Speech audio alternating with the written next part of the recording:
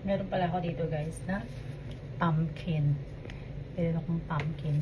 Alam niyo gagawin ko dito? Ipa-fry ko lang siya. Hindi ko siya i-steam. Kasi mostly yung iba, ini-steam nila or hinahalo sa gulay. Yung pakbet, ganun. But for me, piprituhin natin. At ipiplex ko lang pala. Nakaipit ako ngayon. Ang ganda ng ipit ko. Nag-ipit ako para maiba naman, 'di ba? Para hindi naman laging saborira yung buhok ko. Walang kaayos-ayos pag nagba-vlog, 'di ba? So samahan niyo ako. Fry tayo. Pumpkin. Siyempre, tanggalin muna natin yung balat. Kasi naka-plastic pa siya. Ang cute niya, oh. Ang liit. Gasan muna natin.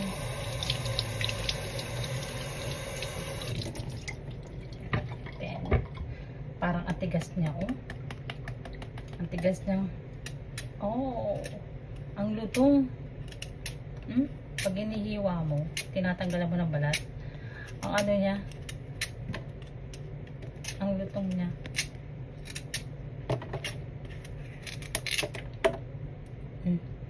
Fresh pa. Eto guys, malapit ko na siyang mabalatan. Malapit ko na siyang matapos. And then, the next na gagawin ko is, gagadgarin natin siya.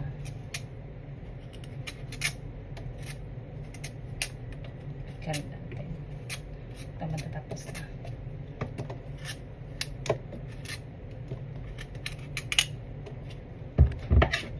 Try natin hiwain sa gitna.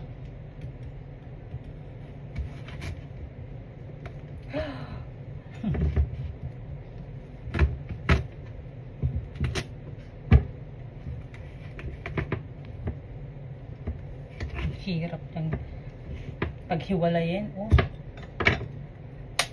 Charan. Then, alisin natin ang buto. Alisin natin ang buto ng kalabasa.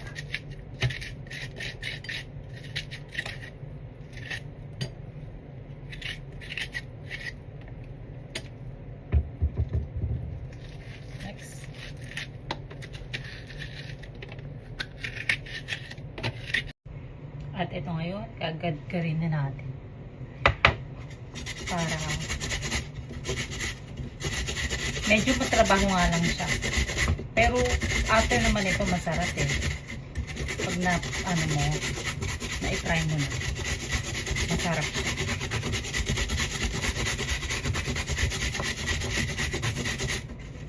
Saka matalim naman tong gadgaran.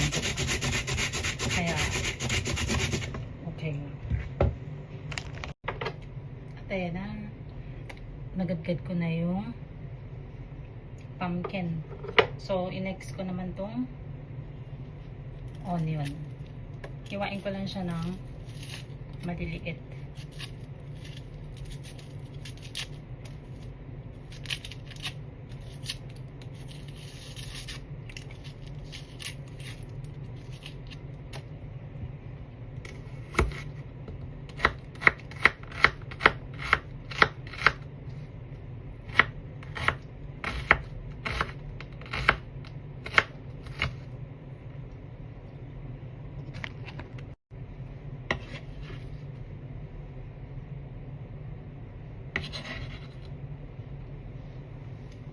Bakit yung sibuyas nakakaiyak? Naghiwa lang naman ako ng sibuyas. Pero bigla ako naiyak. Garlic naman tayo next.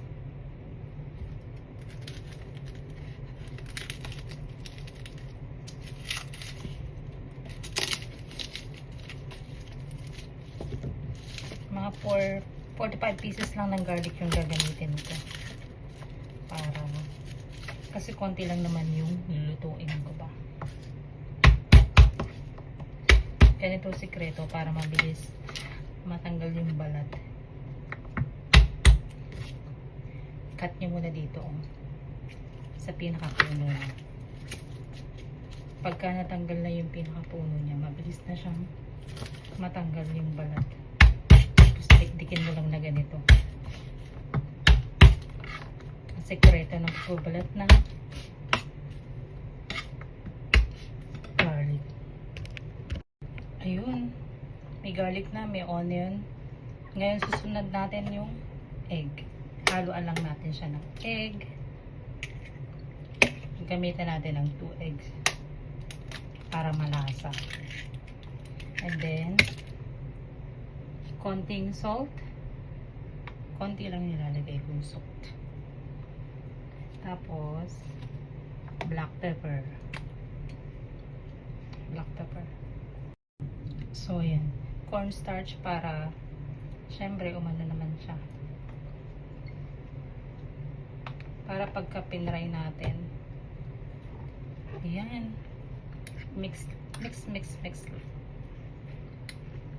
Ang ingredients lang niya is ano lang, pumpkin, onion, garlic, black pepper, and a pinch of salt, and flour also, cornstarch. Para pag pinray mo siya, dikit-dikit ba? Hindi sabog-sabog. Yan. Mix lang natin para yung lasa nung salt, ay yung salt malo dun sa ano. Yan. Try ko na. At eto, nilabas ko na naman yung aking favorite na frying pan. Cute na kita ko dito kasi ang liit. Ang liit niya. So, mag-start na tayo Siyempre, small pan lang para hindi siya mabigla ba ng soup. So, lagyan muna natin siya ng king oil. Kunti lang ilalagay. Kunti lang lalagay ito para hindi siya mamantika. Para kunti.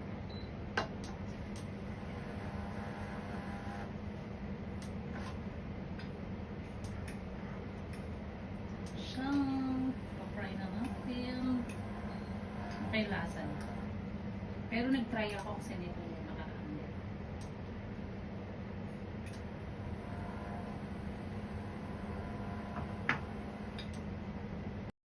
At eto na, dahil mainit ating frying pan, lagay na natin siya.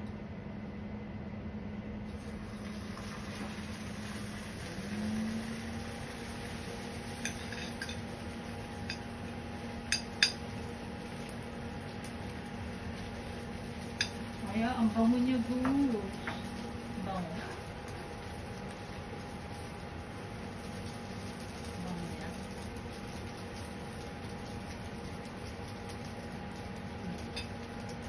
Tingnan niyo naman. Ang aking pumpkin. Try natin ang pumpkin. So, ayan. Mukhang okay na. So, bibilingin na natin siya.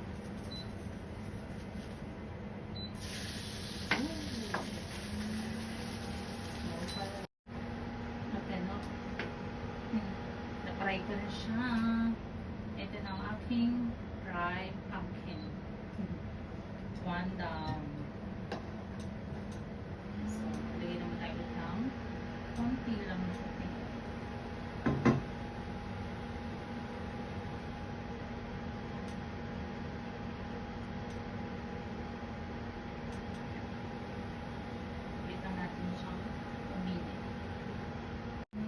Dahil mainit na, ito na ang aking second batch ng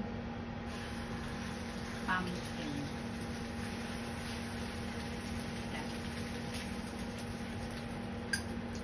So, tatlo pala siya. Tatlo yung magagawa ko dito sa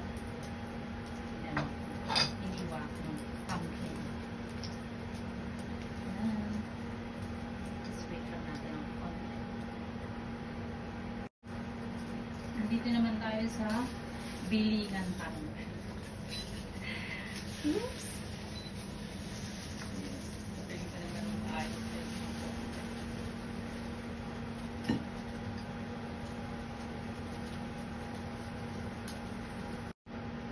Okay, nandito na tayo sa last part.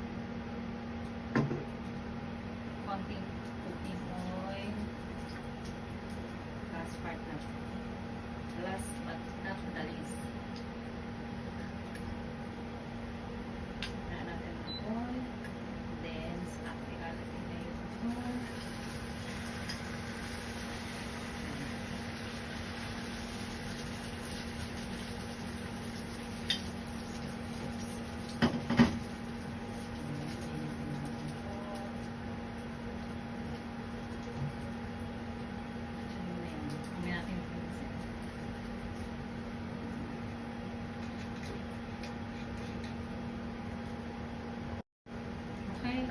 Finish na, tapos na yung pangatlo. Ito na.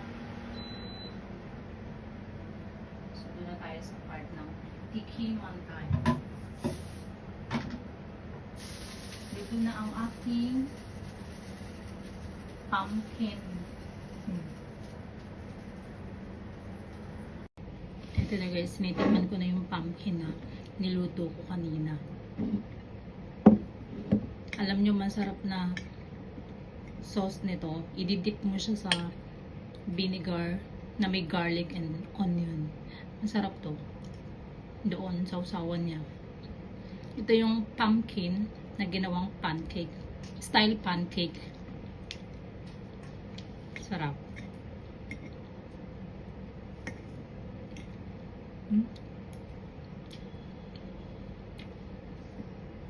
Ilang ingredients lang? 4 yata. Pumpkin, garlic, onion, egg, and flour, or black pepper also. That's it. So, thank you for watching, guys.